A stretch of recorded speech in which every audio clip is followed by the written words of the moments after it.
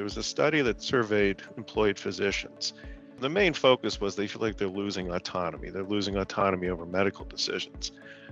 But one of the things that they found in that survey was that 44% of the physicians would unionize if they could. And by the way, legally they can. So I don't think there's a workplace that's immune from it. Hello, and welcome to the Alvarez and Marcel Healthcare Industry Group Human Capital and Workforce Management Podcast. In this podcast series, we discuss the human capital perspective of the healthcare industry. I'm Bianca Briola, leader of the Healthcare Human Capital and Workforce Management practice, and I'm joined today by Sarah Skubas and Michael Bertoncini, co-leaders of the Healthcare Industry Group at Jackson Lewis. Jackson Lewis is a law firm that focuses on labor and employment law with offices throughout the United States. And Michael and Sarah, thank you so much for joining us. Appreciate your time. Love that you could be our guest today. And just so I can clarify, you all, like us, represent management. Is that right? That's right. Okay, so our conversation today will be from that perspective. Obviously, our clients, they have various operational, legal, strategic issues that they're navigating, so we are advisors to them. But there's been an incredible surge and growth of union activity. The rapidity of union activity over the past few years, particularly in healthcare, has been noteworthy. So I thought I had to talk to you. I know this is an area of your expertise for the both of you, so it's a good opportunity to chat. Mike and I work together to manage the firm's healthcare industry group. So we focus a lot on the issues unique facing healthcare. And we're really excited to talk about one of those issues, as you pointed out, which is union activity and what we've been seeing of late and what we forecast as we continue into 2024. Mike, do you support management across the healthcare continuum? So providers, payers, technology, med device, pharma? Yes, that's right, across the entire spectrum. Okay, so that's helpful. I'd like for us to think through this problem or rather this topic from that lens across the continuum of healthcare. But I know so many of us associate union activity with the provider side. And I'd really like to know more, Mike, about, in the healthcare space, where are unions found geographically, organizationally? Like, what is kind of the state of the union of unions in healthcare? Well, the state of the unions in healthcare is quite strong, and I think that's a trend that's only going to continue. It's a great question when you ask about where across the continuum are we seeing this. I mean, everyone thinks about nurses in the acute care hospital setting, and certainly that's active. But where we're really starting to see a lot of activity that's new is in the white collar professions. And when I say white collar professions, I'm talking about research techs, working on the bench. We're talking about medical residents. We're actually talking about full-fledged physicians. But the white collar organizing movement, I think you can sort of track from, if you go back to the tail end of the Obama administration back in 2016, the National Labor Relations Board came out with a decision called Columbia University, in which they said, well, of course graduate students can unionize. Of course they're employees. And that kicked off a whole wave of grad student organizing. That stopped during the Trump administration because they were concerned that the Trump majority National Labor Relations Board would overturn that decision and make it impossible for grad students to organize. But as you look at that with the Biden administration, it's going strong again. So the idea of wearing a white collar and being in a union is not strange anymore. And you could also look at adjunct faculty, which is a movement that also sort of started in the first half of the 2010s, if you will. So there's a great precedent for professionals on a salary basis working good jobs requiring higher education now being in a union. And I think that's going to continue on. Mike, what's the process to unionize? Are there restrictions on the number of employees? Can you give us like basics here, the Union 101? Yeah, so let's focus on the private sector. So we're not going to talk about governmental entities. We're going to talk about private employers. There's no minimum number I guess there is a minimum number. It's two, generally speaking, two, and there's no maximum number. So unions will pick and choose what's called an appropriate unit for organizing. And that appropriate unit is one in which the employees are working together, usually at the same site. They have to work together to perform their jobs. They report up to a common line of management, things of that nature. There's two main ways of doing it. The more common way is the employees, or the union rather, files a petition for an election. All that requires is 30% support from that bargaining unit, right? The other way, and we're seeing more of this in the wake of a decision that came down last summer from the National Labor Relations Board. The other way is if a union claims it has more than 50% support, it has majority support in that bargaining unit, they can demand that the employer recognize them as the union, and the employer could lawfully do that without even holding an election. So those are the two ways. They are employee driven both ways, right? Both require a showing of interest by the employees in that unit. You're hearing about Amazon employees, Starbucks employees, and others, retail. They're growing in popularity, or unions are growing in popularity right now. And my natural jump is, oh, it's a generational thing. But I don't know. I don't know enough about this. Why are unions growing in popularity right now? We're so different than we were in the 50s. So what's happening right now? It's a great point. You're right. They serve a different purpose. And, I love pop culture. If you watch the Oscars ceremony this year, right? Right at the beginning, there was a shout out after the film and TV and writers went on strike this summer of solidarity.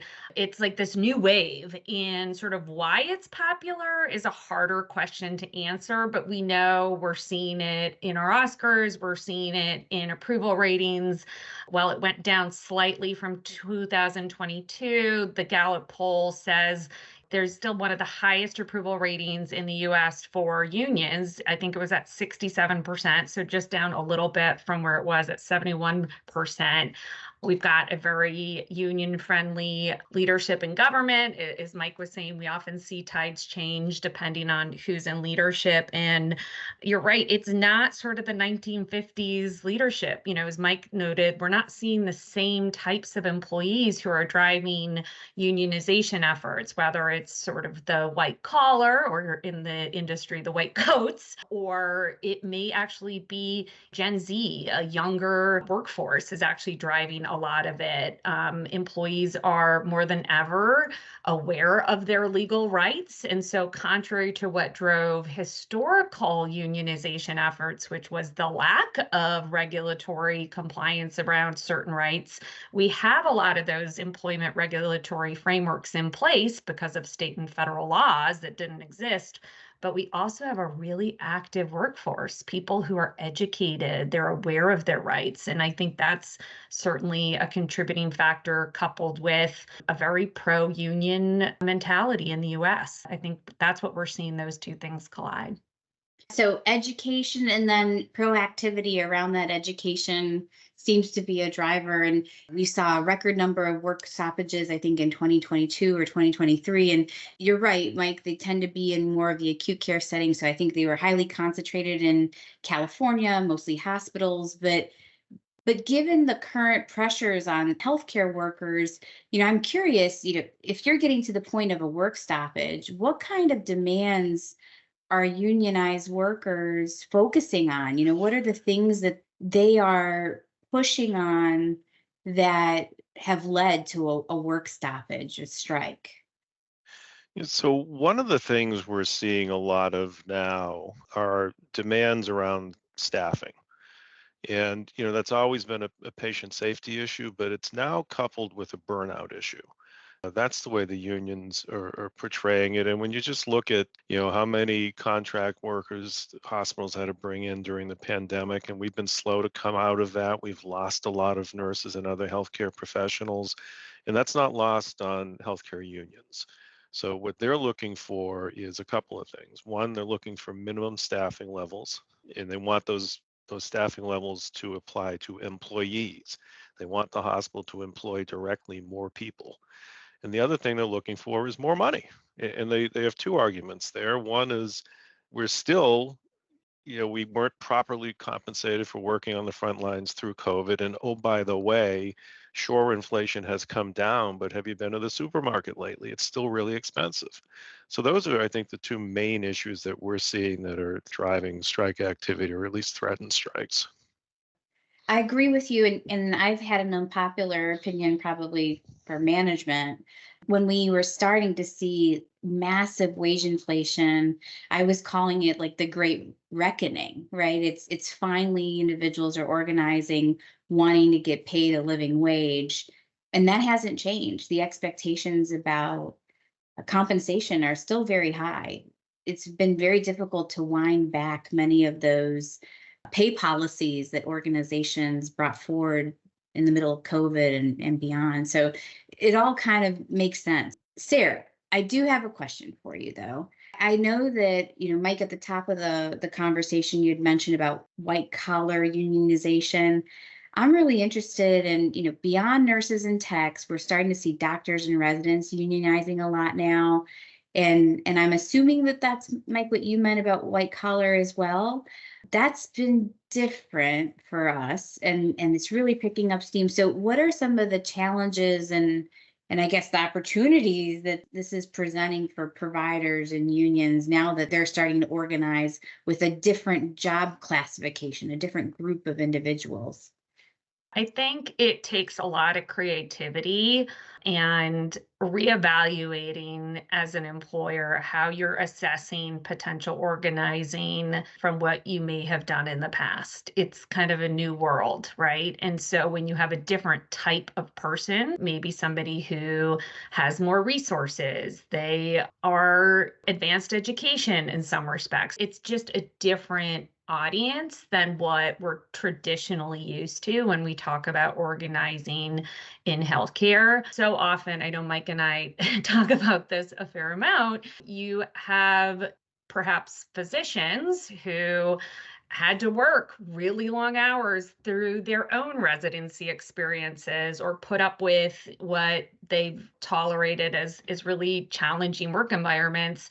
And now you have a generation that isn't saying they're willing to do that. And so really understanding your employee base, understand what engages them, understanding how to communicate with them is really posing a lot of challenges for how you address sort of the new group of people who are organizing and or existing groups who are organizing in a different way. And I tend to think of it a little bit more simplistically because we often are pulled in to do preventative work, or if there is potential organizing, what can employers do, what can't they do, not just legally, but what should they be doing. And it's kind of a silly quote, but if you'll bear with me, Bianca, to quote Legally Blonde, like she talks about exercise gives you endorphins make you happy, happy people just don't shoot their husbands. Well, here, right, unhappy employees are going to organize or are more likely. And so really looking at what's going to be driving those employees to potentially organize. And when you're looking at white collar or residents, it may be different motivations than what we're typically looking at. I know Mike's really in the weeds on these topics too, and probably has a lot to share as well. So, Mike, are these providers looking for the same stuff? Better work-life balance and compensation, or staffing? What is it that they want? It's a lot of the same stuff. And it's, Sarah hit it on the head because we do talk about this all the time. I read the other day, we've got 5 generations in the workplace right now, and that's the first time that's ever happened. So if you're thinking, as a physician my age about what it was like to train as a resident, you got the wrong lens. I mean, you just do. I mean, what are these workers looking for now? They're looking for an employer that is supportive. They're looking for an employer that pays a living wage. And that's mainly if you look at the resident organizing. I mean, many of the top residency programs are located in some of the highest cost of living cities. So they want more money. Childcare, the cost of childcare is a huge issue. Access to mental health is a huge issue. All of that eventually ties down to comp. And as you start looking both at the residents and in the physician organizing, it's also about paperwork. It's about how do I get more efficient systems in place and how do I reach that work-life balance? And one thing you look at in the healthcare world is look at the number of physicians coming out of training and opting to be hospitalists instead of attending physicians. There's a reason for that. It's work-life balance. They're shift workers, and that's what they want. Well, for the longest time, we didn't consider providers really shift workers. That Right. wasn't the identity. And I think that management also is struggling with this change, to your point. And I have many clients, many organizations within healthcare, not so much in the acute care setting anymore, but certainly outside of the acute care setting. So I'm talking payers, providers, maybe ambulatory care, outpatient med tech, call centers, technology. And they're telling me, no, we're not at risk of unionization. That's really not our population. And I just kind of shake my head and say, really, is that the case? And I'm not an expert, right? So I don't know, but I want to talk to you two, the experts. Are my private equity clients, are my payer clients, are they at risk of unionization? Do they have to be mindful of this? Absolutely. One, I saw a figure not long ago about the average size of a bargaining unit, and it was down in the low 30s. I think it might even have been in the 20s. That's all you need. And for the union to be interested, look, their only source of revenue, the only way they can support their operations is through union dues. So they're always looking for an area to grow. There's another study, particularly as you talk about private equity. There was a study that surveyed employed physicians. The main focus was they feel like they're losing autonomy. They're losing autonomy over medical decisions. But one of the things that they found in that survey was that 44% of the physicians would unionize if they could. And by the way, legally they can. So I don't think there's a workplace that's immune from it. But I think the way that private equity and everyone else ought to be looking at this is listen to your employees and create a workplace where you would want to go to work. Treat the employees the way that you want to be treated, because that's what's driving the union efforts today. It's how do employees feel about their day-to-day work experience? That's driving it even more than money. Mike made a good point. I think something that gets a little bit lost, but is specific to healthcare, is Mike touched on, the burnout and mental well-being and all of these factors that go into it. And those are not limited to providers. I can't tell you how many times we're talking to clients and they say that burnout, that fatigue, not just COVID, but the stress, whether it's through acquisition and merger activity or cuts and having to make reorg decisions at a corporate level, it all creates a sense of fatigue, even outside that provider. So maybe coders, billers, other types of groups of people are certainly going to be ripe for potential organizing because frankly, everyone in healthcare, not just those patient-facing roles, are feeling a bit fatigued and run down, and they're going to be potentially more ripe for organizing. Like your mention of coders and billers, I think that that's a really good example. I also think about call center workers and case managers. I think that those groups of workers, they have an environment where I could see them coming together and saying, hey, we need to make a change here. So just being a little bit more creative and understanding the business of where the vulnerabilities are, where you have potentially very unhappy or misaligned incentives of your employees. So let's talk a little bit about that. Mike, you mentioned creating a sense of empathy and understanding for what your workers are going through. What are some signs of union and potential strike activity, Sarah? Like, are there telltale, like, hey, you really need to get into the weeds and start thinking about your employee population if you see these things? Yeah, well, it's a great question. We like to see clients getting into the weeds before they see the signs, right? And so a lot of what we do is partner with clients to understand their workforce before they see a sign, so that when they start to see the sign, they actually have some action plans in place in order to communicate message specific to their workforce. So that's something we like to do before the signs, but signs that obviously may trigger some concern. Again, unhappy workforce is always a very basic one. If you're seeing internal meetings that are occurring amongst employees during break times, sometimes we'll see a natural leader within a particular group who starts to act and serve almost as a union representative, even though there is no union, right? Talking about concerns about pay or compensation or retirement benefits, seen as sort of a vocal spokesperson for the group.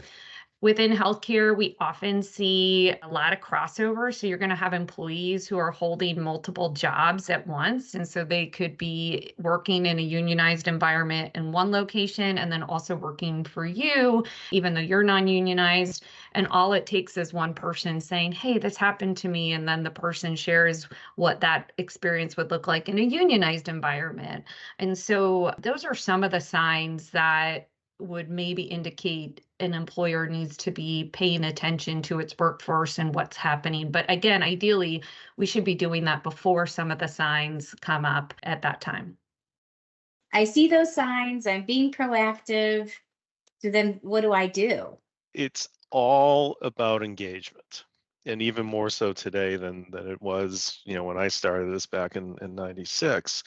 And part of this is, and it's one of the first things that gets cut from the budget every year, but it's investing in your frontline leaders, right? It's your frontline leaders that have the greatest impact on the employee's perception of the workplace.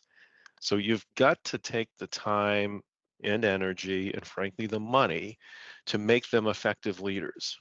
Right. Oftentimes in healthcare, you advance someone into management because they were good at the healthcare piece of it. That's not enough. You've got to train them to be good managers. And, one set of questions that I like to see employers ask, now the caveat here, if you're going to ask the question, you better be able to do the follow-up, is things like this. Do your employees believe they have the tools necessary to do the job? Do your employees believe that their immediate supervisor would advocate to get those tools to the extent you don't have them? Do they believe their immediate supervisor would step in and fix a workplace problem? Do they think that senior leaders listen to the immediate supervisor? The answers to those questions from your employees are going to tell you a lot about the workplace culture, or at least the way that the employees perceive that culture. Stepping back a little bit, there are the elections coming. You and I have been talking about this a little bit. What do you think we might see depending on the outcome of the election? What a loaded question. Well, I think it's going to be a big year, not just specific to healthcare, right? Anytime we see elections that bring out lots of feelings about lots of topics, but specific to healthcare, I always get a little whiplash, right? If we have a change in leadership at a federal level, because to Mike's point, it's almost like you go back and forth, right? So, and we saw that with Biden, right? When Biden came in, we went back to a lot of Obama administration standards, interpretation, and guidance. And so there's a lot of unknown. Makes it really hard to be an employer because you're trying to be compliant with what the status is now and what's been issued by current administration. And yet you don't know if it's really going to go into effect. So that's a really hard place to be. I will say, though, that notwithstanding what happens at a federal level, we continue to see activity and regulation at a state level. Mike touched upon it briefly a little bit before around staffing levels being a key driver and indicator around any unionization discussions. And we're seeing that also at a state level in terms of legislation, where state legislators are trying to impose some controls over staffing specific to the healthcare industry, all, of course, in the context of patient safety concerns. But what that does, and where we've seen it, is it really drives employee engagement, union engagement, having more of a vocal voice in staffing levels that may or may not even be prescribed by our state legislature. So we're going to see a lot of changes no matter what happens at the federal level. Yeah, I agree with that. I think that the state and local rules have been factors that we've incorporated into our practice. We've had to modify many of our recommendations to make sure that they're compliant with either mandated ratios or these new requirements related to staffing committees to be developed with staff representation. So very much speaking to staff engagement, to your point. So lots coming down the pipeline. last question, I promise, and you kind of got to this a little bit, Sarah, but I want to think a little bit more broadly. This is my favorite question I like to ask all my guests, and I want to ask both of you each this question. So we'll start with you, Mike, first. Take out your crystal ball just for a minute. What do the next few years look like for our industry? I think they're going to be a rocky few years. I think unless we can find some magic fix for the staffing shortages we're seeing amongst nurses and techs, and by the way, one is looming among physicians as well, we're going to have a significant problem. And I think it's going to drive higher unionization, and they don't have the answer either. So I think what we need to do as a healthcare community is really start looking at wellness and rethinking how we communicate in the workplace, how we engage with employees, because we've got to find a way to get the workforce sort of united behind the mission of the organization and just keep plugging away at that. But I don't think that's going to be easy over the next few years. Agreed. No matter the investment, it seems like we're so far behind, right? Yeah. Okay, Sarah, your turn. Just off the crystal ball, what does it look like? Well, I echo Mike. I really do think the more healthcare employers can start to think about employee wellness as not just an employee engagement tool, but really servicing the overall mission of patient care and patient-driven services, right, is going to be critical. The one other topic that we haven't really touched on, although I have seen it come up in the context of labor negotiations, is the context of health equity and DEI, right? So we see a lot of talk in the healthcare industry around health equity, access to health, access to providers. And I think we're going to see an increased dialogue around that, but also in the context of DEI initiatives in the workplace. They really go hand in hand. And I think we're going to continue to see employee-driven focus as well as regulatory focus on those two items as well. I agree. I was wondering if you were going to say something like vaccine mandates are coming back, but I didn't want to open that can of worms because then we would be here for another hour. I think so Mike and I are done writing legal updates on vaccine mandates. That's gave me the whiplash too. Yeah, no more vaccine mandates for us to talk about. This has been fantastic. I feel so nerdy, but I love to say that employment attorneys and economists are just my favorite people to talk to. I learned so much. I love to ask my nerdy questions. This has been great. Thank you so much for your time, your partnership, for letting us hear your thoughts on what's going on right now. This has been fantastic, and I look so forward to talking with you again and hearing about what's going on in your world. Thank you. Thank you. Thank you. Appreciate the opportunity. Thank you. Yeah, thanks, Bianca.